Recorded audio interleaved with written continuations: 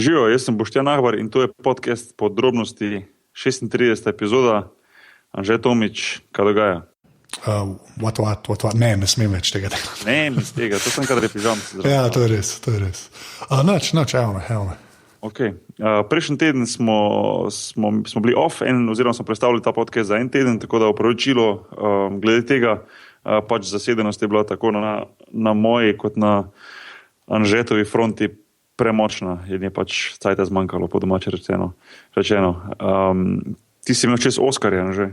Ja, mislim, ne jaz, ekipa glav se temu reče. Tako da jaz pižama, Luzar pa Urša Menard smo. Lih sem prišel takrat domov, pozno po noči iz turnirja, ki smo ga igrali in sem videl že na Twitterju, da boste pridni po noči, prežgem televizijo in res vas poslušam do konca, redko gledam, oziroma skoraj nikoli nisem še gledal Oskarja, ampak to, kad sem pa, tako da je bilo čisto cool in se mi zdi fajn popestriti, da je bilo malo drugače narejeno letos. Ja, se tako je bil sproščeni plan, komentarji, veš, brez unih nekih zategnenih voditelov pa nekaj, ampak je bilo čisto cool. Lepo se je pustil program v angleščini, vi ste pa med pauzami komentirali, ful dobro, no? Ja, v bistvu se je tako podcast zgodil. To smo tudi, jaz so mi dali na Planet TV posnetke, tako da sem pol v bistvu tudi dal vse skupaj v en tak mini podcast, ker smo imeli tudi mojega jetija sabo, pa smo mali intro pa outro posneli, tako da nad slabega, no. Všečno, se splača počekirati, to je z glave, katera epizoda, več mogoče? 50. 50, evo, jubilejna. Ja, se je dobro poklopil, tako da. Sem kaj doben od vas ni odganil pravilno, kdo bo zmagal, kaj? Ne, mislim, ni tak... Veš, mislim, ono kao, ko ima vsak svojega favorita, pa to. Ja, ampak smo imeli take favorite, ki smo vedeli, da nimajo dosti šans, ne, tako da. Ja, jaz sem pa rekel Brnen, jaz sem pa vsem rekel prav tule v ekipi, sem nekaj Brnen bo zmagal in po na koncu je res dobil Brnen. Mislim, nisem vseh ostalih videl, ampak se mi je zdel toliko dober ta Brnen, da... Ja, se meni tudi všeč film, ne, sam ne vem, če je glih za ta glavnega. Ne, meni je pa ful dober, ker je bil precej drugačen, pa tak zelo zabaven. No. Jaz sem itak cel cajt govoril, da je Foxcatcher vse zmagal, čeprav ni. To pa še nisem videl, no, ampak... Moraš gledati Foxcatcher. Ja, imam na planu, tako lih, mogoče ga bom zdaj v roko enega tedna pogledal. Sem gledal trailer, pa zgleda zelo tak močen film, bom rekel. Promaš. Ja, v glavnem v prejšnji epizodi, v 35. epizodi smo se pogovarjali z Primožem Brezcem, zdaj že druga debata z njim o normalno košarki, ampak tudi ostalih športih, ki jih gledamo, tako jaz, ti kot Primož, oziroma spremljamo eni bolj, eni manj. Zelo zanimiva taka sproščena debata, tako vedno z Brezo. Pa med tem časom je Breza dobil klub, oziroma se je odločil, da bo nadaljeval kariero, tako da je zdaj zopet igra. Ja, se me je klical 2 dni nazaj, da sem mu malo pomagal pri internetu. Tako da. A res? Ja. Ja, super. Tako da se je vrnil pod obroče. Primož, če poslušaš, veliko sreče v tej sezoni, pa bo zdrav, pa rasturi. Kaj, neka pošta je prišla? Ja, en mail so dobila, en poslušalec, Domen, je v bistvu tebe vprašal, zdaj, ko sem imela Brezca, ko smo se malo že spet o treningih pogovarjali, pa to ne. Da kako izgleda kondicijski del priprav pred sezono v NBA-ju? Aha, v bistvu so same priprave v NBA-ju zelo kratke v primerjavi za tistih, ki poznamo nekako v Evropi ali pa v klubih v Evropi ali pa v reprezentanci, kjer traja po mesec, 2, 3, a veš, da nabiraš kondicijo, da nekako se goniš, eni delajo po stadionih, ne vem, a veš, po dvoranah šprinte, ne vem, vse to. V NBA-ju to vse zelo skrajšeno na minimum, ker je zelo kratek čas za priprave, mislim, da je samo 1 mesec ali nekaj takega. Tu zraven je še 8 prijateljskih, oziroma predprijateljskih, se pravi pre-season games. Zelo malo je tistega fizičnega dela, mogoče samo prvih 5 do 7 dni nekje. To pa zato, ker ima NBA malo drugačno način razmišljanja. Sicer oni pričakujejo od tebe, ko ti prideš na priprave, da si že nekje, bom rekel, 90% pripravljen, kar se mi zdi super, ne? Ker če si ti profi, ti moraš priti, po mojem, na priprave dejansko pripravljen, sam svoje telo najbolj poznaš, oziroma ga moraš najbolj poznati, se pripraviti na prav način, si v poletnem času dobiti, ne vem, trenerje ali se dogovoriti s klubom, da ti oni pomagajo pripraviti pred pripravami, kakorkoli že, ti moraš priti v bistvu pripravljen, da lahko potem odpraviš tiste njihove začetne teste in tako naprej, ker oni nočejo izgubljati časa za tem, da pa igralce fizično pripravljajo, a ne.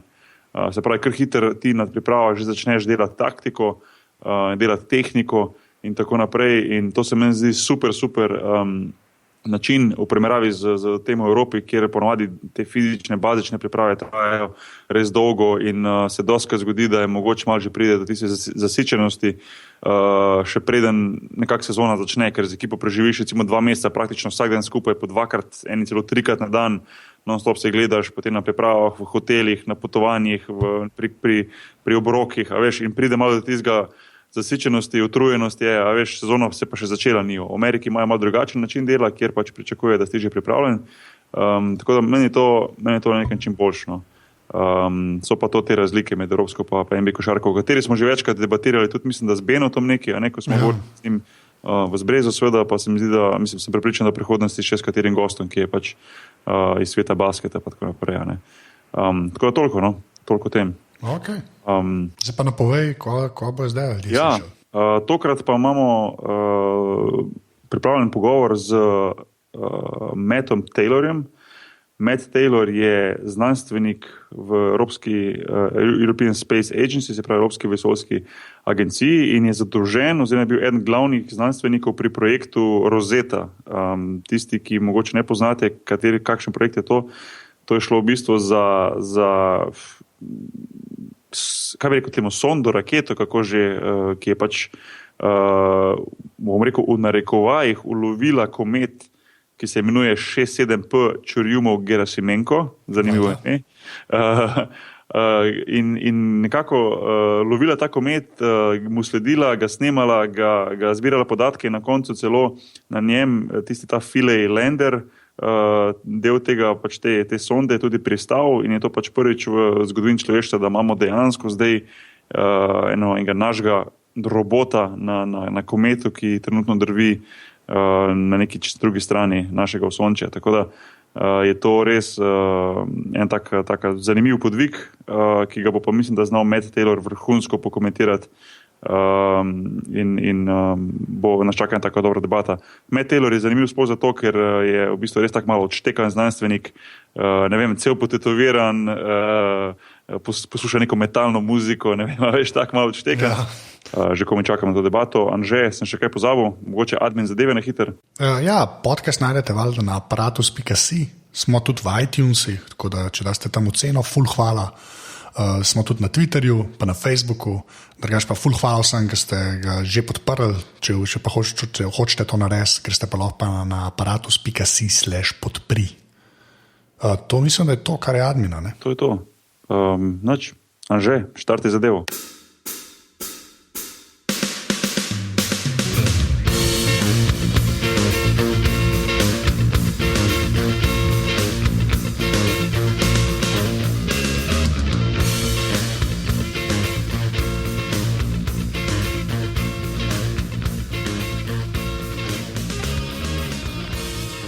Okay, so we have Matt Taylor here joining us today, British astrophysicist, best known for his involvement in the landing on the comet Churyumov-Gerasimenko by the Rosetta mission.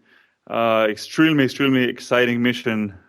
We are thrilled to have you on the Details podcast. Matt, thank you so much for taking your time and joining us. Well, it's my pleasure. It's taken a while for me to actually find a time for you guys to also catch up with me. So this is good to finally get this done because we've been talking about it for a good number of weeks, I think. Yeah, we have, but it's totally fine. I know you're busy and you have a busy schedule. I can only imagine it has to be a pretty crazy year for you overall. But as the beginning, we always give a chance to our guests to maybe introduce themselves to the listeners who don't really know a lot about the guests that we're talking to. Maybe in a few sentences, how did you get involved in Rosetta mission, and how did you become, and how do you do today, the things you do today, how did you get to the point in your life, in your career that you're now? Okay, I am the Rosetta project scientist. That basically means I am the person who tries to enforce the science for that mission. This is a mission that's rendezvoused with the comet, has deployed the lander Philae to the surface of the comet. And my job as project scientist is to liaise with all of the scientists that have the instruments on the spacecraft, a number of experts in the field, to make sure that the science that we want to do with the mission gets done. and that I basically have to discuss and interact with the operations people to make sure that this does get done. And that's a difficult thing to do for an unknown entity, as we have, like, as a comet. It's not a trivial thing to fly around a comet, as we're finding day in, day out. In terms of where I come from, I did a PhD in plasma physics, or space plasma physics, in around 2000. I did some postdoctoral work in both the UK and the US. I worked in Mullard Space Science Laboratory in Surrey on a mission called Cluster, which is still flying around the Earth at the moment. It investigates how the solar wind, the outer atmosphere of the sun, interacts with the Earth's magnetic field, ultimately how auroras are formed. But it's the physics behind that mission is focusing on.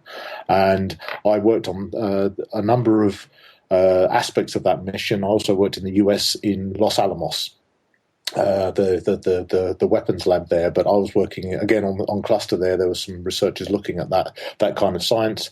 Then I came back to the UK, and then ultimately got a job in ESA in 2005 working on Cluster in the project science area. And 2 years ago, I was offered the opportunity to work on Rosetta. And that's basically a potted history of my life to now. Interesting. What does it mean, like, you got the opportunity to work on Rosetta? Is it like a Dirty Dozen thing, just some guy shows up at your door and asks you, or how does that work? Yeah, I'm like the Telly Savalas of ESA. Yeah, what was his name? Maggot in the film. Yeah, maybe I should. Yeah, that's it.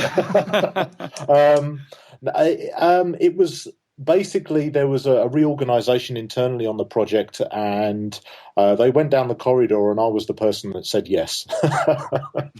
You mentioned the name, the Rosetta mission, and the lander Philae. First off, how did the mission and the lander get its name? Who selected the name, and why those names? To me, it's always interesting how these different missions get different names, and I'm wondering how exactly did that mission get the name, and the lander got the name Philae. Oh, that's a good question, actually. It's alluding to the fact that we consider Rosetta, the mission, it's looking at comets. We look at comets as being kind of a window into the past, a window into the origin of the solar system. So, 4.6 thousand million years ago, when the solar system first formed, comets are considered to be the leftover debris of that process. They're kind of the bits left over. So the material we see inside comets, or we look at comets for, is to get an idea of what the conditions were at the beginning of the solar system, and that gives us a better idea for how the solar system has evolved as we know it today. So the kind of comparison, or the naming, came out of the Rosetta Stone and the Philae obelisk. These were two stone tablets that had Egyptian hieroglyphs on them, as well as Babylonian text, and it allowed Egyptologists to basically crack the code of the hieroglyphs, the Egyptian language. So in the same way that was a way of understanding this, or breaking the historical language, understanding the historical language of the Egyptians, we look at Rosetta, the spacecraft, as kind of looking at the language of the solar system, or uncovering the mysteries of the solar system. Okay, so I have like a weird question now, so just bear with me. Does it become commonplace for you to just work on stuff that goes into space? Because I think like your job is basically like, I'd just be in awe every day if I had your job. Like, have you just become jaded, or is it still fun, basically, and exciting? That's a difficult one, actually. It's funny because it's exciting, but the thing is, it becomes like any job. I spend my day doing the work, so there are negative aspects, should I say, because it's a difficult mission. It's a difficult thing to do. Space is a difficult area to explore, and so it's, in the end, I know it sounds terrible, but it's like any other job. You get up in the morning going, oh, right, what have I got to do now? And I have something like 300 emails per day coming in my inbox that I filter through. Not all of them are really applicable to me, but I try and keep a level of understanding of what's going on in the mission. So you're doing that. You're doing interactions. You're trying to. I wouldn't say lobby, but you're constantly trying to look for the best scenario you have a mission. So in the end. One steps back. So today, for instance, I was giving a presentation at it's the transitionary college in the UK. It's a sixth form college. It's where you go from high school, then you do these courses, and then it allows you to go to university. So I was giving a talk to a number of these students who are about between 16 and 18. Doing those kind of talks reminds you of the bigger picture, the reason why we do this, why we do exploration, why we do science, why it's cool.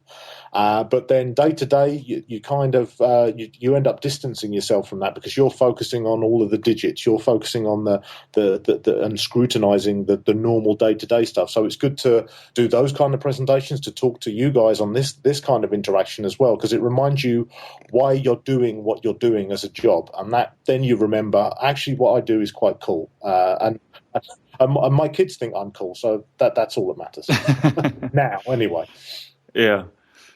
Well, since you're mentioning cool stuff, correct me if I'm wrong, but I'm definitely not I'm not a rocket scientist or anything like that. But I follow news and missions connected to space pretty much daily, and it seems to me that there's many space missions these days. Involving whether it's private companies or whatever it is. One of those was ESA doing their thing, NASA doing their thing.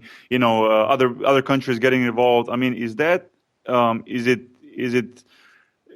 really that it's more and more these space missions that these days, and we can kind of say that it's finally hitting quote unquote mainstream? And that it's getting more popular, or is that just simply that because of the internet, because of all this mass media that we have now, the social media, everything, that people can find out more about it? Because it seems that there's almost daily things happening now compared to maybe, 5, 10 or 15 years ago. Well, it's certainly a busy period from an ESA perspective. We have probably a peak in the number of missions that we have running. In fact, actually, it went down by one because we lost Venus Express, but that was already going. A lot of our science missions have been going for much longer than expected. But I would say, yes, now is a time where we are really seeing a good advance in our space activities. When you say that you're learning, what does that mean, learning a lot?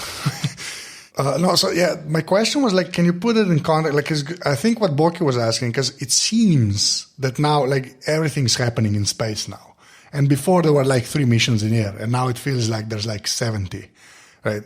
So just from your point of view, does it feel like the whole space exploration is gaining momentum again? Or has it been like this for a while now and we're just catching up, basically? I think it's a little bit of both. In some sense, just, to quote Star Trek and Gene Roddenberry, space is the final frontier. So it is the place where we were pioneering in, once we had Sputnik and then we had the moon programs, etc. So that was when it was really groundbreaking. We had our first satellites going up.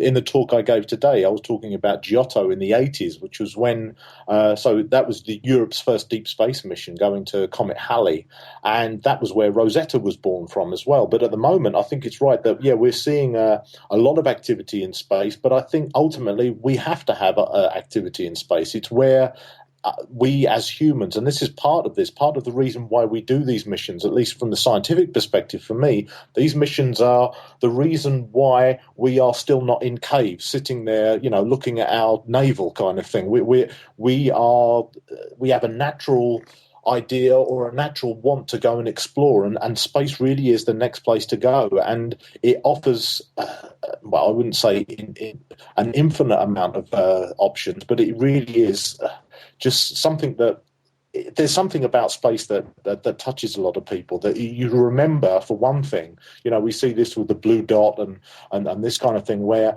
we really are quite small when we look at the entire universe, even in our solar system. So I think it's something that's important for everyone to consider, at least from a philosophical point of view. But I think now we're seeing a lot of interest. We're seeing more towards the commercial. This is now building, and I won't say too much about it because I work for the European Space Agency, so I shouldn't be really talking about commercial space, but that's now what we're seeing. We're seeing it's becoming, because of the technology that's been developed in previous missions, that's what happens. You learn from what you've done before, and now it's becoming financially viable for commercial vehicles to start working. So private companies, it's not just the want of entire countries or groups of countries as we have with ESA. It's now something that companies can do. It's a commercially viable activity.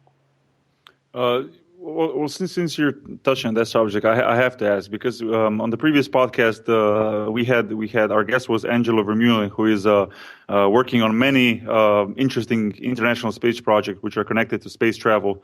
Mm-hmm. He was also on a 4-month Mars simulation mission close to Hawaii, close to a volcano in Hawaii. Living as if him and his crew were living on Mars. And I just want to see your perspective. How close is the human race to actually boarding on a spaceship and going to Mars, or Mars would be probably it's the closest, and it would be probably the most make more sense. But still, how close are we to actually doing that, instead of just talking about it and doing missions and trying to simulate it on Earth? But your perspective on space travel, not just sending probes and satellites and so on into space, but actually sending people further away from the moon. Well, this is the next step, obviously. I mean, it becomes a bit. I mean, I met my first astronaut last month, and then I spoke to another astronaut the other week as well. And you have to recall that we're actually in space all the time. We've got people up on the ISS. Okay, people maybe become a bit blasé, a bit used to the fact that we're doing this, but it's a really difficult thing, and that's the first step. You have to have permanent residence in space to get used to that kind of thing, to get used to how it is to work and live in space, and then you do it in parts, and that has to be the next step. As I say, it goes back to exploration. That's what we want to do as humans, but we start doing it first with robots, because that's much cheaper for one thing, and it's much less risky. You learn a lot of stuff without putting humans at risk, and that's a big problem with space. It's a dangerous place. We had this very recently. Last month there was a possible issue with the ISS, and all of a sudden all the astronauts were put down one end into an escape capsule just in case something was going to go wrong. And I think this happened with the Apollo missions. You watch Apollo 13, people seem to be they were on for the next best thing. They'd lost interest, as it were, in space, because it had been done, because the moon had been landed on already. But it's a massively difficult thing to do for space travel. And then if you're adding human beings as well, they're very soft, and we are very soft, and there are dangerous things that will hurt us. So it is a massive challenge to do this every time. And we see this. We remember the horrible tragedies we've seen with some of the shuttle flights in the last decades. And it serves as a reminder how brave and how heroic our astronaut colleagues are for doing what they're doing. They're the groundbreaking ones. They're the ones that are pushing the limits to enable us to go beyond this planet that we're on now. So I see that it's a natural progression. It's going to happen. It just takes some time to really get a feel for how we can do it, what the requirements are. But it's going to happen. So do you keep tabs on all of that, like in your job, or is that just basically, I don't know, like a hobby? Well, it's not. To be honest with you, I haven't even got time to, read the news at the moment. I just concentrate on doing Rosetta related stuff. So I will come across some of these activities. I will come across some of this by interacting with people, but it's not something that I've been keeping tabs on. I honestly have been very bad recently in terms of what's going on generally. It's just I'm a little bit too immersed in the activities. I think this is a thing with Rosetta. People considered last year to be the busy period, but I knew, and many of my colleagues knew, that this was the year that was going to be the most busy for all of us, because last year it was operationally driven. It was to try and characterize the comet, to get the lander down, and this year was the time where we were going to be making the science observations, doing the science, and that's it. And that's really what it is now. It's 24/7. So that's how it breaks down, like the mission. First, you basically have to get there, and that's a whole undertaking, right? And then when you're there, then the science starts? Well, we are doing science in the background from what we were doing last year. If you remember, so we exited from hibernation. We'd been put in hibernation since June 2011 because we'd gone so far away from the sun. So in January 2014, we came out of hibernation. We were returning towards the sun. We were going to have enough power to power the solar panels, to power the spacecraft. And we did that. And then we rendezvoused with the comet eventually in August. But all of this was a general progression of getting the spacecraft up, learning what the comet, the body that we were going to fly around, looked like. If I recall that only less than a year ago, we still didn't know it had this crazy, strange duck shape that we now are so familiar with. But a year ago now, we still didn't know that. So we were going towards a body. We were going to for the first time, orbit around something we had never seen up close. We didn't know what it looked like. And then, because we're crazy, we were going to deploy a lander as well. If we look at the moon, we look at Mars. We've done landings on these bodies, but we took time. We said we'll send a few orbiters first. We'll observe it from the ground. We'll get a good characterization of what this body looks like. And in principle, they're moons and Mars. It's a spherical planetary object. It's not as difficult as flying around a comet, which is changing its activity in time as well. So it's not a static object. It's a dynamic object. So it was a bit crazy to do those two steps where before, with Mars, again, with the moon and Mars, you send orbiters first and then you deploy a lander. We were doing those two steps in one go, and we did it all within a year. And that year began with not knowing what the comet really looked like. We had a rough idea. We thought it looked like a grey potato, but now we know it looks like a black duck. So that was a massive challenge in terms of operations. But on the back of all of that, we were doing science, of course. That's what was released in last month's Science Special Issue. So we saw the data analysis and the science that was done while doing these operationally driven observations. Of course, by being an object, you're going to do science, but they were really, the focus was on the operational constraints, getting to know how the spacecraft will behave around the comet, and also selecting a landing site. And that's ultimately what was driven last year. And now we're in full science phase, which is double trouble, in fact, because we have to plan two trajectories. We're always dual planning. We plan for the set of trajectories and the observations that we really want to do, given our best guess or idea of how we think the comet's going to behave. And then we also have to plan a backup plan in case that those guesses are wrong and that the comet's so active it pushes the spacecraft away. So we're constantly doing this dual planning all the way through this year, and it's quite an overhead. Okay, so make this the answer as simple as you can, but how many variables are there then? Because that sounds insane to me. There are a number of variables, and they're driven by the fact that we're flying a spacecraft around a comet that we don't really know much about. We know some things about it, but we're driven by the constraints that were planned last year. So a lot of stuff is kind of set in concrete already. We're actually talking about setting trajectories all the way through to October this year. And that's problematic when we have only just left bound orbits, typically, these circular, what you consider an orbit to be. We've left those now because the gas coming out of the comet is too much to push, and it's pushing the spacecraft away. And we do these flybys instead that we've been doing. And so that sets a certain amount of constraints, that we can't fly in certain regions in front of the comet. We have to make sure that when we do fly by, that, for instance, we have to be twice the escape velocity. Otherwise, if anything goes wrong when we're in the vicinity of the comet, if we're not agreeing or if we're not adhering to that constraint, we could deorbit into the comet itself. So there are all these kind of things that are set up to make sure that the spacecraft is safe. The problem is, science makes you want to go a little bit over the edge and push the safety margin. So we actually want to get closer. We want to go slower near the comet, but we can't do that with the spacecraft because it's this massive thing with 64 square meters of solar panel, which isn't a great thing to have when you've got a lot of dust and gas flowing around. So it's constantly a trade between what is risky on the spacecraft side and what is best for science. And this is one of a heated discussion that we'll have next week at this science meeting, to say, what have we learned and what can we change to improve our science capabilities?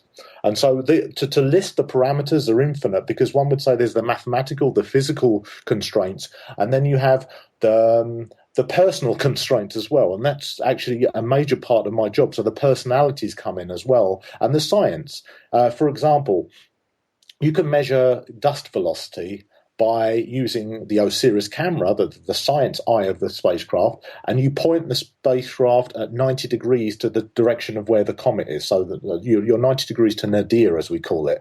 And that's because you want to see the dust flowing past the camera so you can measure its velocity. The same measurement you would use the Giada instrument, which is a dust analyzer, which needs to point nadir, so 90 degrees different to the camera. So you have these discussions where your constraints for making measurements can be at different ends of the spectrum. So you have to negotiate and come to a compromise between different teams to allow you to do these measurements and make sure that we optimize the science. So it's not only engineering and mathematical and physical parameters, it's also scientific and to some level personal parameters as well.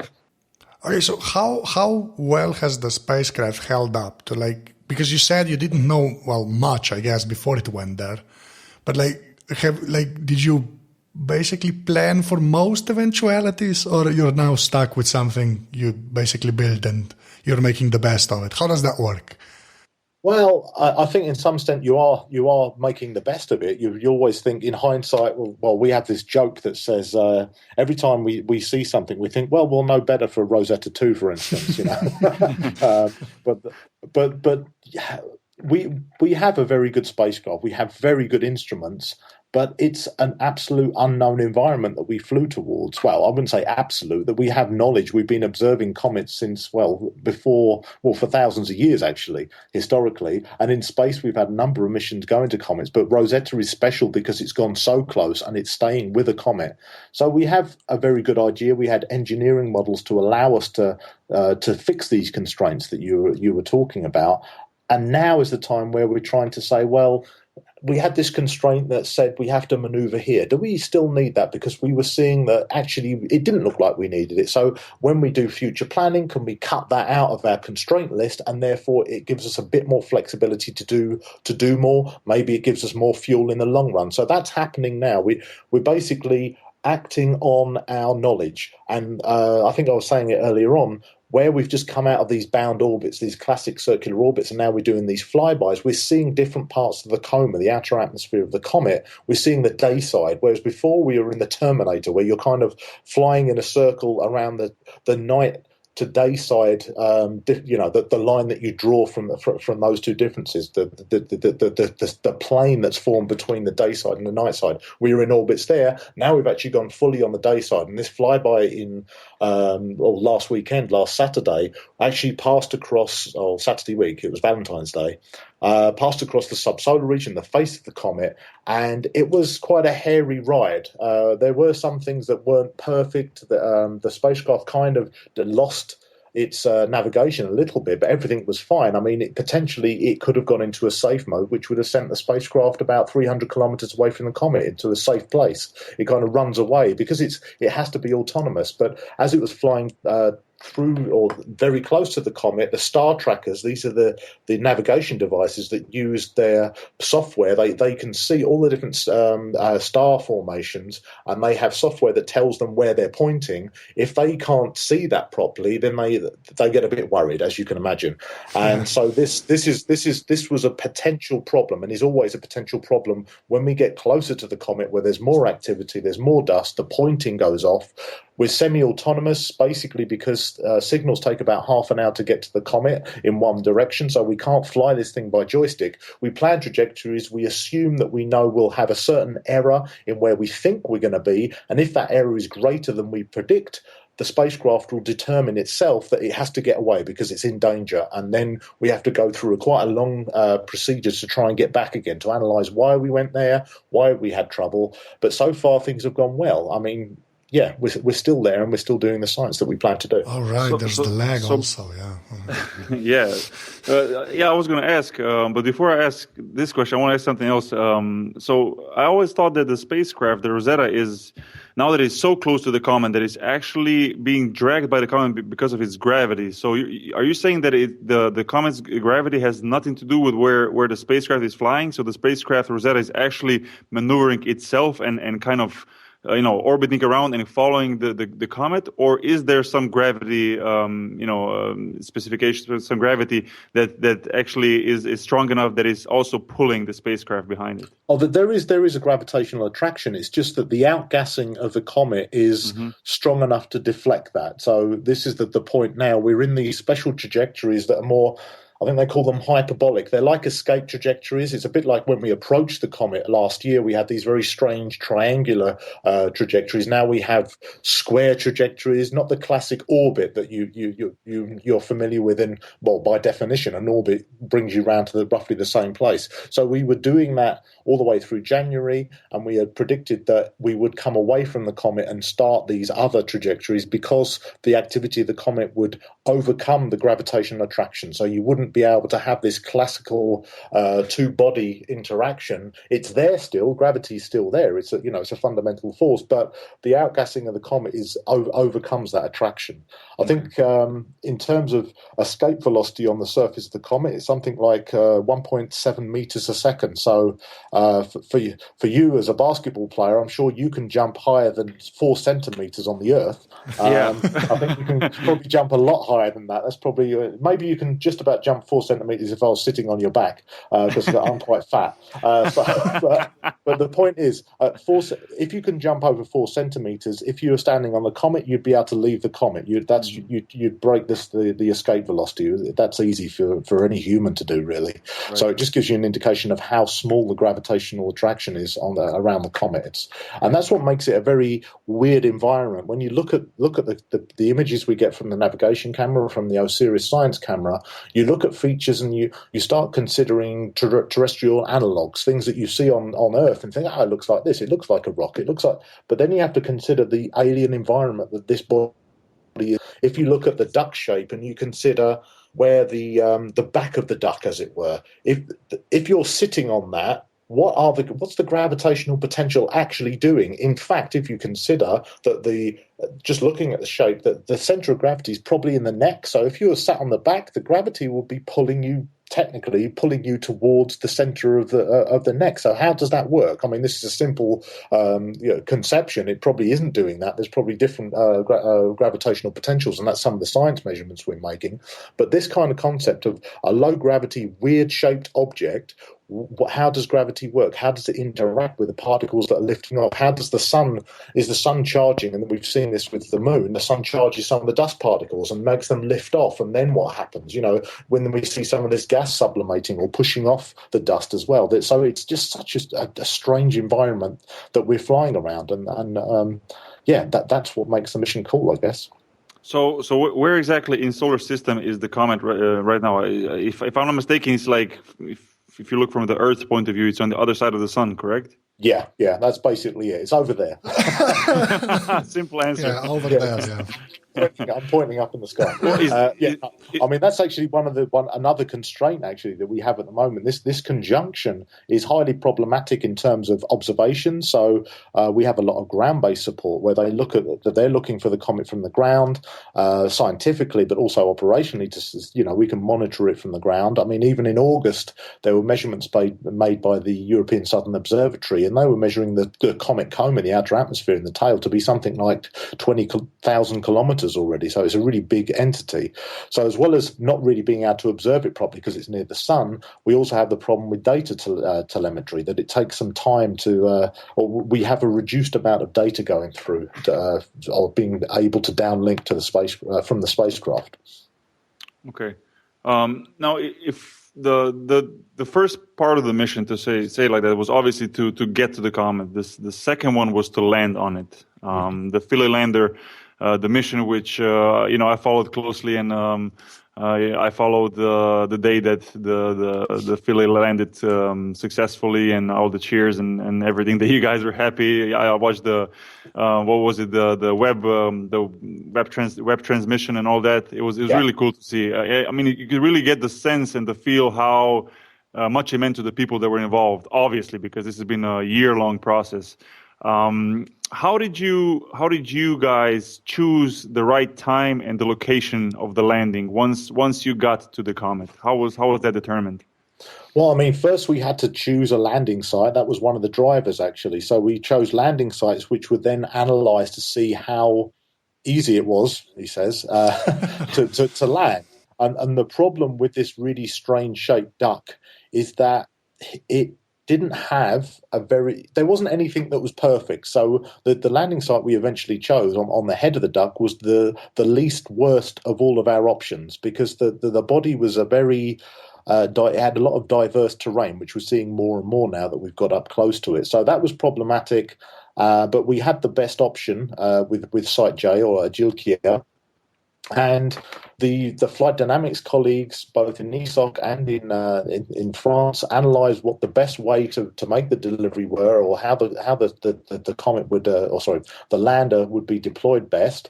And this was the funny thing, where we actually, at one point, we were talking about deploying from about 10 kilometres, maybe even closer, but it was shown that actually if we deploy at 23 kilometres, we have a much better chance of landing very close to where we're targeting. So that's what occurred. So all of this calculation was made in this small time period. I think we had a meeting first in August, then a meeting in late September, where we down selected to 5 landing sites. Then eventually in October, we selected our prime landing site. And all during this time period, we're analysing how we're going to do this deployment. And that's where we got this approach and then finalisation to have this this 23-kilometre deployment distance. And ultimately, it was a fantastic achievement that from 23 kilometres away, we got within, I think it's 120 metres of where we aimed for. Okay, and the landing wasn't the smoothest, to say so, right? The lander bounced back up and moved to a different location, correct? Yeah, it didn't want to land just once. I think this is... I mean, we had ideas that there were some issues with the lander the night before, that the thruster system didn't look like it was going to behave itself. But nonetheless, we went ahead with the lander deployment. And basically what happened, the harpoon system, we had 3 mechanisms. There were 3 mechanisms on board the lander to secure it to the surface of the comet. Because of this low gravity, we have eye screws in the feet of the lander. We had a thruster system on the top of the lander to push it down, to try and push these screws in, and also to hold the lander in when the harpoons fired. So yeah, we had these 3 mechanisms that were supposed to secure the lander to the comet, but 2 of them didn't work. We actually thought. And there was when we went in, or when I went into the main control room, Stefan Ulemek had made the announcement the harpoons had fired, but it was just, he was caught up in the moment. Actually, what he was looking at was a housekeeping parameter for, I think it's something like a motor which winds the harpoon back. So the deployment mechanism is such that you fire the harpoons and then you retract the cable until they go tight. Now, the harpoons hadn't fired, but the mechanism to retract the harpoons worked. It was just that they hadn't been deployed, so it was just kind of turning a bit tighter on the harpoon cables. So that had been registered as happening, but not the actual firing. So we had the problem that we weren't effectively fixed to the surface, and we had this little jaunt across the surface of the comet. So ultimately, we had 3 landings. We took measurements from all 3 landings, actually, which is quite good. For me, my heritage is in multi-spacecraft science, so this was a good thing for me. I look at it as a positive aspect. In particular, when we look at some of the first observations made by the lander through, say, the MUPUS experiment, which is a hammer which was tapping into the surface of the comet, that showed a very, very hard subsurface layer. So one could imagine that if it was as hard as we think it's quite hard, it's a very hard ice-like material, possibly the harpoons may not have penetrated. So even if they had deployed, we may have ended up in the scenario under Newton's third law that the harpoons would have sent us back into orbit. So I look at it as a positive thing. Yeah, I imagine you basically have to do that a lot. Like just roll with the punches.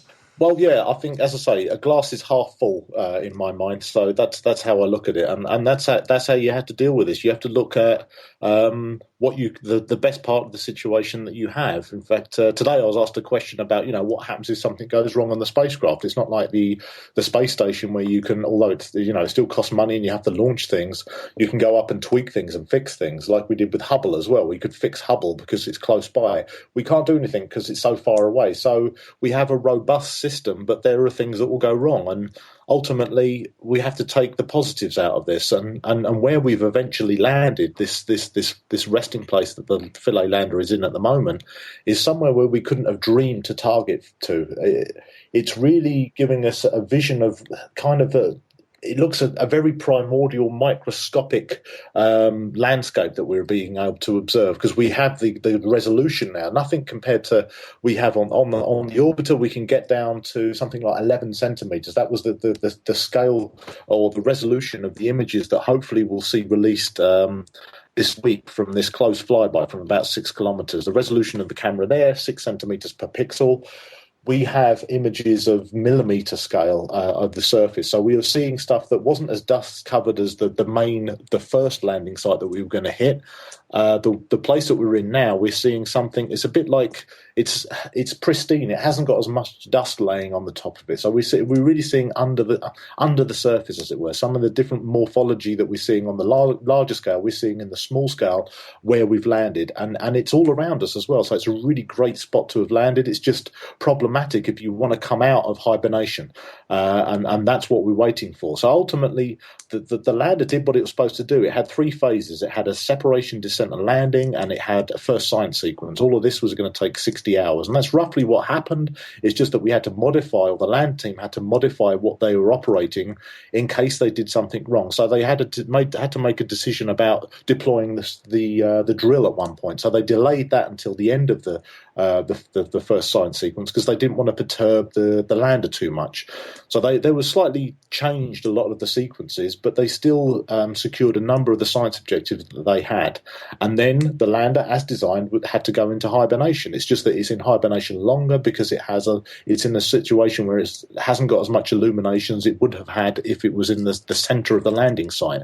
So that's what we're waiting for now, and we will begin listening for it. We have to listen from the orbiter to see if the lander's come back on. There's nothing we can do. We can do nothing from the orbiter. The lander is autonomous completely. It'll come back when it's good and ready, and we'll start listening in March. We'll start, the ear of the orbiter will listen out to see if the lander has come back or not.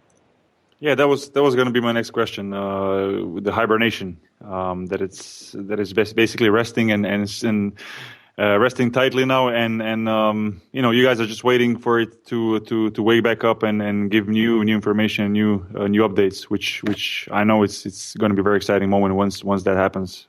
How does it actually work? I mean, is there like an alarm in like the ESA room that goes off when it's going to come off the hibernation? How does it actually work once that's going to happen?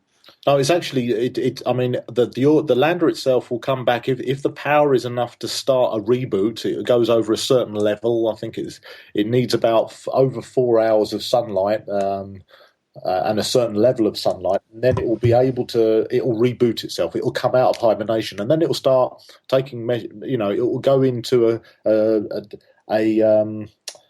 a transmission to try and get contact with the orbiter, and that's what we're listening for. So once that occurs, then we can start. We'll send command packets up to the orbiter. They'll be sent down to the lander, and that's what we prepare for. So we can do that reasonably quickly. We just have to listen to it first. So it's really, if the power comes to a certain level, the lander will automatically come back into life again and start trying to contact the orbiter to basically say, right, what do you want me to do now? And that's what we're waiting for. We'll listen for it in March, but the part of the comet we think that it's in will be really well illuminated come May time period. But we'll still listen out for it now. But in May, it'll be highly illuminated compared to the situation that we have now. So you basically we'll just keep listening out for it, because it's quite a tough little lander. It's had over kilometers worth of journey across the surface of the comet. So we think. I'm certainly looking forward to it coming back. So, what have the highlights, like the scientific highlights, so far been? Like, if you could, like, I don't know, like, can you single some out? Or it's a tough one. I mean, I think really what's happened. We had a special issue of Science Journal where we had our first results, really to say, right, this is our first insight into how this comet is, and they're important, not as standalone results, or not only as standalone results, but also they set the tone for the rest of the mission. This is kind of what we saw first, how we considered the comet as we were coming in. And That's important because the idea of the mission is for Rosetta to be there for over a year, to observe it go through perihelion, its closest approach to the sun, where it becomes its most active, and then go away from the sun and become less active again. So these results we've had recently really set everything up there. So we've had results that we were expecting. So, we were expected to make the measurements. So, for instance, we had this measurement looking at the different flavors of water or deuterium to hydrogen ratios. This is a way of classifying the age of the object in comparison to where it originated from in the solar system. And the measurements we made with Rosina of this special flavor of water, you can compare it to other entities in the solar system, in particular the Earth. This is one of the questions that was going around, whether comets were a predominant delivery mechanism of water to the Earth or whether it was asteroids. This is considered very important because at the early stage of the solar system evolution, we believe that the water kind of evaporated off of the surface of the Earth, so something had to bring it back. Previous observations had shown actually that comets didn't seem to be the prime delivery mechanism, that it was asteroids. But then the Herschel telescope showed for a certain class of comets, these are Jupiter-class comets, the same as Churyumov-Gerasimenko that we're looking at with Rosetta, actually had this flavor of water very similar to that of Earth, so kind of throwing a spanner in the original idea of what was a source mechanism. The Rosina results were showing, actually going back to kind of the pre-Herschel results, showing that these Jupiter-class comets seem to have a very high, or at least Churyumov-Gerasimenko has a very high deuterium to hydrogen ratio. What that really indicates is that the comet comes from very far away from the sun. It had to be formed very far away from the sun, which is good for us in terms of all of the other material that we'll observe on the comet, because it indicates that it's a very primordial and old object. So it's dating from the beginning of the solar system, possibly even predating the solar system.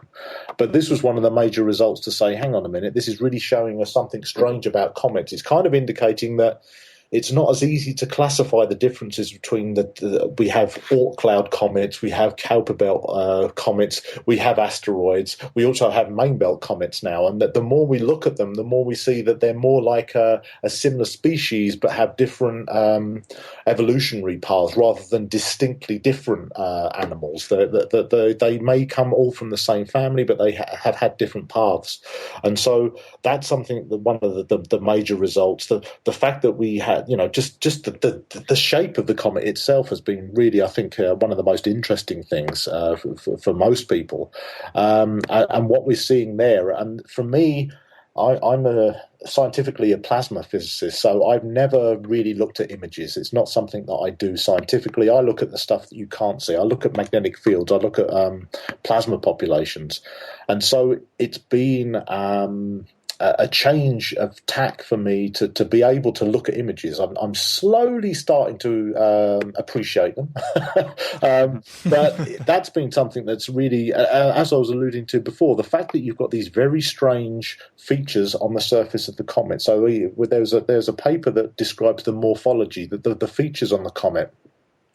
And you see these rock-like structures.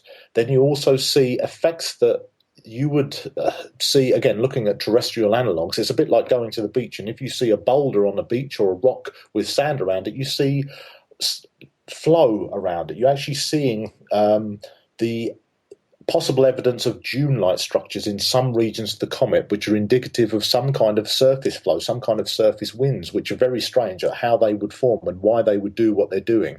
We also see these pit-like structures. They're very geometric. They're quite circular, and they look cylindrical as well, and they drop down below the surface. There are these big crater-looking structures, which we don't believe are craters at all. We think they're formed by actual activity of the comet surface. So it's something that's not from an impact. It's actually to do with the way the comet works. And this is, again, one of the prime things that we want to continue studying.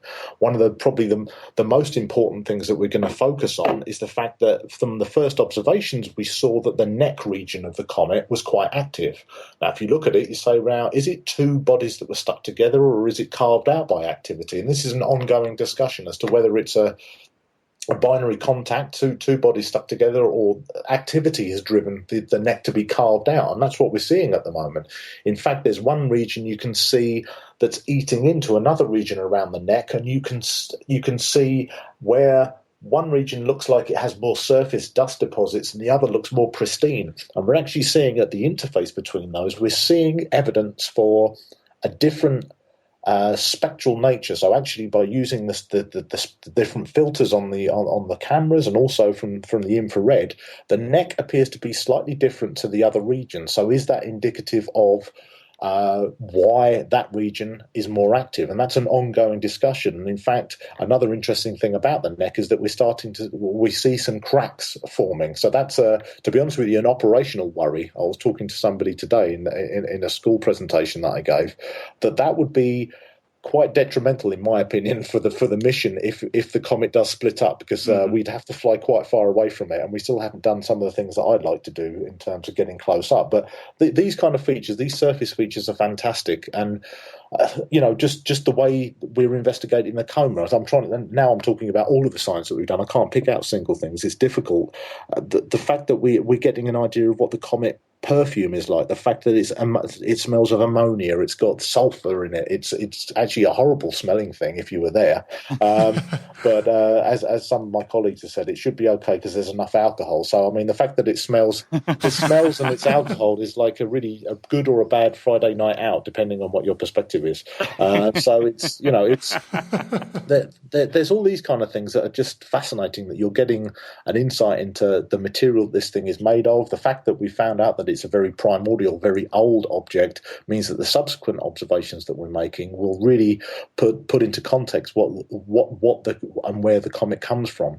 We have dust experiments that are starting to give us an idea of how the dust works around the comet. It hasn't got much ice in it, but then there are indications that this is starting to go the other way, that we're having more dense particles come. So maybe what we're seeing is the comet is throwing off its old dusty layer that it's gained since going away from the sun last time, and now we're seeing the new fresh stuff coming off. And that's the thing that these first results set into context. So we see that first, and now the next observations we make by doing these flybys and having this long-term plan of keeping Rosetta by the comet for the next year, we get a better idea of how that evolves, and we'll gradually see this evolution of how the activity works and ultimately how a comet works. And that's something that will be unique, and we can apply that to all of the other missions data that we've ever had, and this will be something special for us.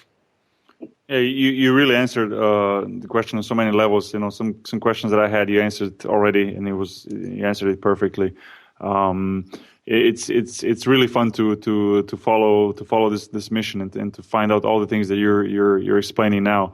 I have one question, which is you mentioned the possibility of water coming to Earth through comets or asteroids, or there's different theories about it. But another question I want to ask you is, when it comes to life on Earth, the hypothesis of panspermia. I don't know if I'm sure you know it, but I don't know if the listeners know the life. That life exists through universe, distributed through meteoroids, asteroids, comets, in the form of unintended contamination by microorganisms. There's some scientists and some biologists who believe that that's how Earth, how life became, how life started on the Earth. Do you think that in future missions we'll be able to find that out? And are there some future missions that would target that kind of, should I say, information, to look for that kind of information? And as I'm mentioning the future missions, I mean missions such as Rosetta. Is there another mission in the future that we can expect that would also trying to, quote unquote, hunt down a comet and land on it and gather even more information specifically about life in the universe? Well, Rosetta itself will give us some information about that particular question. It's not actually looking at having life or organic, living material, or once living material on the comet, but it can look for material that would lead to the creation, basically the building blocks. And we've seen that with comets before. We've seen this with the Stardust mission that found glycine from the tail of a comet. And so glycine is important because that's a protein. These are building blocks of DNA. So that's an important thing to be looking at, and that's something and why we're interested in comets, because we believe they have, through the previous observations, and that's what we're going there for, to see what the building blocks of life are. So we're not able to search for life itself, right. But we're looking for what could have led to the formation of life, and that link to earth and water is also something that's relevant here. That if comets were able to have delivered water to the Earth, they could also have delivered these primordial building blocks, so things that could then have led to the formation of life. So not life itself, but something that would seed that to provide you with the fundamental building blocks. And that's something we look for with Rosetta, and we have the capability to do that. So what's planned for the future for the whole mission? And where does it end? When does the mission end? Yeah, when does it end, basically? Yeah. When do you guys just say, okay, we're done? Well, that's a good question. It's about money. We're currently funded until the end of this year. That's when we'd plan to end it. But with the fuel that we see on board, about 50% of the launch mass, so we launched at about 3 tons, about 1,600 kilos of that was fuel. We've got quite a bit left now, enough to do the stuff that we wanted to do this year and to go into next year. So we're writing a scientific proposal to ask to be extended into next year. And that's ongoing at the moment. The limitation other than fuel is the fact that we move further away from the sun. So we go into a situation where we have low power. Now, we could go into hibernation again. That's one option, but then we'd have to, run the mission even longer going into another apparition, but then we'd have hardly any fuel left. So we were kind of having this discussion recently, and one of my favorite ideas is to actually use everything next year. So basically say, right, any fuel we have left, we're going to do some more extravagant things, maybe take a few more risks with the spacecraft, but ultimately we'll have an end of mission scenario that gradually approaches the Rosetta orbiter to the comet, so lower and lower altitudes, until ultimately we put the Rosetta orbiter onto the surface of the comet as well. We basically deorbit Rosetta onto the comet. Oh, okay. Which I guess then you'll get even greater detail. I mean, it does land, or does it crash? I think it's more of a. It's not a land. It's going to be a crash. Although I think somebody was jokingly saying about whether we could try and land it and still communicate. But ultimately, it's an orbiter. It's not designed to be on the surface. The scientific gain, though, is to get as close and as possible to really get the high resolution images, but get a feel for how that coma, or what the outer atmosphere of the comet is like at those low altitudes, to really get the best that we can as best possible during that time period. And also, I think Rosetta's been described as somewhat of a soap opera in terms of how it's attracting people and always has some adventure, whether it's the hibernation exit, the rendezvous itself, or even the landing, which is quite an extravagant week. I think when we go through perihelion, we're going to have some exciting times. We're going to see a very active comet in August and September this year. But then following that, it's a fitting finale for such an exciting mission to put it to rest and to have both the Philae and Rosetta sat on the comet for maybe eternity, or as long as the comet orbits the sun. Yeah. Quite an epic ending, I would say. Yeah. I really have to apologize. I have to ask you a question that I should have asked right at the beginning, and I apologize for that. Can you just maybe really quickly explain how the trip to Comet looked like? Because it was years long. You had to circle the Earth a couple of times first, then Mars, if I'm not mistaken, and so on and so on. Just for the people, so they won't think that, okay, the rocket took off from Earth and you caught a comet a day or two flying through the universe. Just real quick.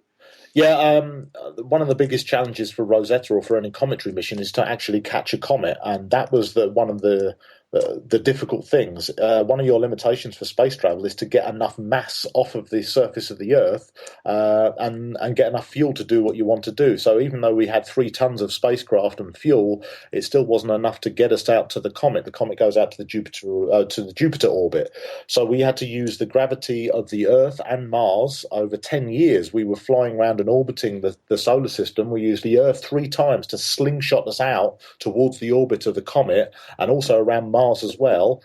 and that brought us out to the orbit of the comet. So by June 2011, we were able to be on our way towards the outer parts of the comet's orbit and catching up with it, basically. On that journey as well, we were able to make observations of 2 asteroids as well. So as well as making observations of the Earth's magnetosphere, Mars and its local environment and its surface, we were able to characterize asteroid Steins and asteroid Lutetia as well. So we did all of that in the decade it took us to get to the comet. So it's a long journey and took a lot of planning, and is fantastic when one considers that somebody designed it to do that over 10 years ago, and it got within a few thousand kilometers of its target when we came out of hibernation. So it was pretty good shooting, a little bit like the landing as well. That was from 23 kilometers, 120 meters away from the target. So those guys that do these calculations do a pretty good job and show you that maths is actually quite useful. Yeah. Yeah. Matt, thanks for all this information. I mean, it's amazing really talking to you. Before we let you go, I have to ask you, when are you getting the new tattoo? Because obviously you're a huge fan of tattoos. I am as well, but I'm not nearly as close to where you are when it comes to number of tattoos. Give us an update. When is the next one coming? Well, I was going to have one today, actually, but I had a... I was supposed to see my tattooist today, but I had a double booking. Instead of having a tattoo, I went to give a talk on Rosetta at a college. So maybe I'll catch up with Prizeman, my tattooist, in the next month or so, and embark on a new one. We're not decided yet what it will be, but yeah. So I've finished my arms now. Now I have to go on to other parts of my body. Well, you do have a Philly-lander tattoo on your leg, correct? Yes. Yeah. Yeah, I thought that was really cool. How does the whole community of scientists look at you with all the tattoos and stuff? I mean, personally, please don't get me wrong, because I have no judgment at all. And even with the shirt controversy that came out, I was completely on your side. I'm sure that people who know about it and who are listening to this, that maybe know about this, are feeling the same way. And we don't have to get into this at all. But how does that feel? Do you get a lot of strange looks because of your rock star appearance? Well, I don't know if it's rock star, but no, I've been on Rosetta only 2 years. I think I described this earlier on. So when I arrived on Rosetta, I was very forthright and frank with everyone, because it was a newish community. There were still people I knew from the plasma community who work on Rosetta, and they knew me from the cluster mission. And I have a cluster mission tattoo. I'd had that for quite a few years, and people knew me in the cluster community for having a tattoo. And or a few tattoos, and it's just something that is me. Something that I learned early on, that it was more about what you did than what you looked like. Although there is a time and a place for wearing suits and ties, and that's what I do. There are times to be formal, but there are also times to be excited and bright and positive about things, and try to show. This is what I try and say to kids that I talk to students, that you don't have to look like a particular way. You can be yourself. You don't have to look like a typical person, because it shouldn't be about that. It should be about what you do rather than what you look like.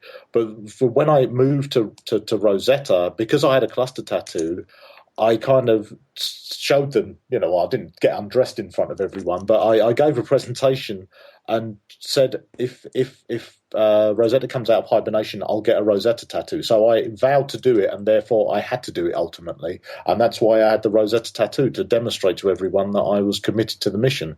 Ultimately, now I can say in hindsight that it was a very good prediction on my leg. But, it's just I just like tattoos. I like the artwork. I have a very good tattoo artist, so it's something that is my personal life, but happens to be something you can see day to day because it's on my skin. I like the artwork. When you mentioned the tattoo artist, that's someone you can recommend if I'm ever in London and I want to get something done? Yeah, certainly. I mean, he does all of my tattoos. I've known him since I was 17, so he's my oldest friend, my oldest school friend. So it's definitely somebody to look out. I mean, you can Google the Rosetta tattoo. You'll see the YouTube video of me getting it done, and you get all the details there of So you get I think it's something like 2 minutes of tattooing that actually took probably about 4.5 hours at Priceman's studio in Chelmsford. So it's about half an hour outside of London. But it's a good place to go to for a particular style of tattoo art. But, I like it, and I can't stop. No, I know how it is. I know what you're saying. I mean, like I said, I'm not close to you. I have 4 tattoos myself, but it's like once you get it started, and then it's like, I want to get next one. So I completely get what you're saying. Yeah, Anže is not there yet. He's still a virgin. So yeah. When it comes to tattooing, it bloody hurts. That's the problem now. Now I'm getting old. It starts to hurt a little bit. It hurts a little bit more than it did last time. So. But then, like you say, it's addictive. So I think I've got my sleeves done now, and I was talking to Priceman, and he said, "Well, now your chest looks you look naked on your chest, so now we have to do that." And so that's what happens. You end up fully coloured. Yeah. Awesome. Matt, I can't thank you enough for taking your time and for this conversation. Yeah, thank you. It's been a really long time that we wanted to put this together, and finally it's here. Actually, your name came up with some of our listeners who really asked me to contact you and get you on, and I jumped right on it, and it's been great. And thank you for all this information and everything you shared. I'm sure a lot of people are going to enjoy this conversation and share it on and on. And this is what it's all about: to share this information, to let people know what you're doing, what Isa is doing with the mission, and to, like you said at the beginning, this is an important thing. Looking up into space and trying to ultimately get there. That's what it's all about. So thanks a lot for what you're doing, and thanks a lot for this conversation. Well, thank you for what you're doing as well. I mean, it's really important to send that message, to have that kind of interest, to keep this kind of conversations going, to feed people's interests. So that's what it's all about. And I appreciate your time as well, and your efforts to try and grab me as well. You're persistent, but also very patient, and I really appreciate that. So it's really good, and I'm very happy to have done this now, finally, because we'd just never been out. We were kind of out of sync and out of phase with time, so it's worked out really well this time. So I'm happy to try and catch up again if we can do it. So would love to do it. Would love to do it, definitely. Stay in touch, man. That's would love to do much it. Appreciated. Yeah. Thank you so much. Thank you. Thanks, Matt. Yeah. Yep. Thanks, guys. Have a good one. Thank you. All right, bye-bye. Bye. Ok, to je bil Matt Taylor.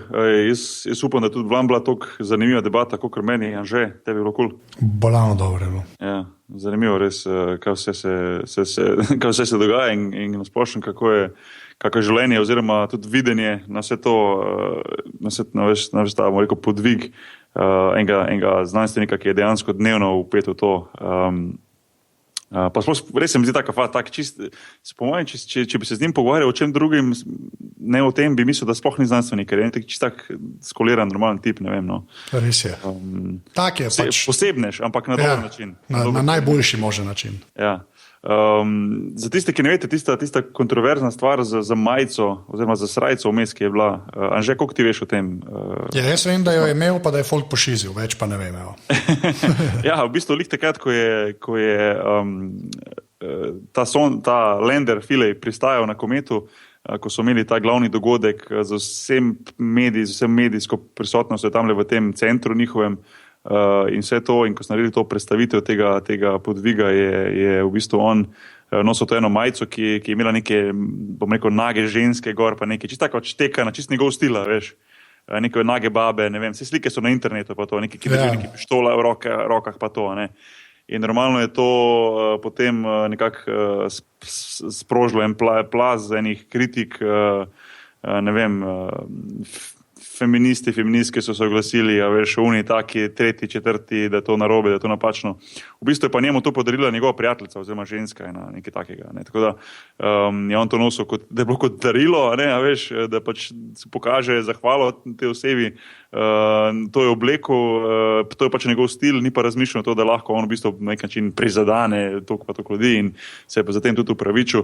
Jaz nisem hotel preveč vrtati noter v to, ampak se mi je pa zdelo zanimivo, da je en tak znanstvenik na en take velikem dogodku nosi tako srajco, tako da bomo gar dalo linke noter, eno sliko to, da se malo vidi, ker je res. Ampak to je samo še pokazalo, če mene vprašaš, samo še bolj pokazalo, koliko je on faca in koliko je on cool, tako da z moje strani definitivno nobene zamere, da je tako majico nosil, kvečemo en velik plus dobo.